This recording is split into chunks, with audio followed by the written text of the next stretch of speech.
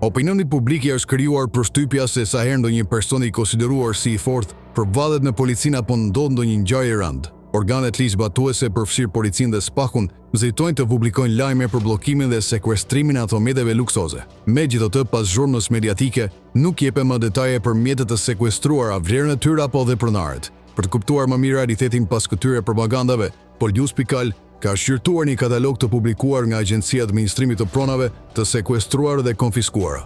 Të dhënat e këtij katalogu tregojnë një pamje krejt ndryshe nga ajo që u servire qytetarëve. Mjetet që gjenden në administrimin e agjencive ngjajnë më shumë si një varrez makinash të vjetra dhe me vlerë shumë më të ulta, të krahasueshme me ato që shihen në rrugët e qyteteve të vogla. Nga Mercedes i vjetër me vlerë 30.000 lekë, biçiklet 1.000 lekë, deri tek makinat luksoze, Porsche Panamera me vlerë 50.000 lekë. Pasuria sekuestruar duke shumë larg asaj që përshkruhet në deklaratat zyrtare. Lista përfshin gjithashtu automjete si Audi A3 dhe A6, Volkswagen Golf, Renault Megane dhe madje ndonjë motor Kawasaki, të gjitha me vlera që variojnë nga 10.000 deri në 100.000 lekë.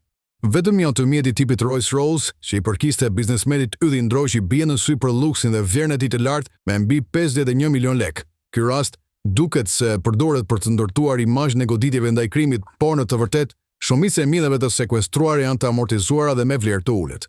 Kjo tregon se fushatat për sekuestrime të bojshme nuk pasqyrojnë gjithmonë një luftë reale dhe efektshme ndaj pasurisë së krimit.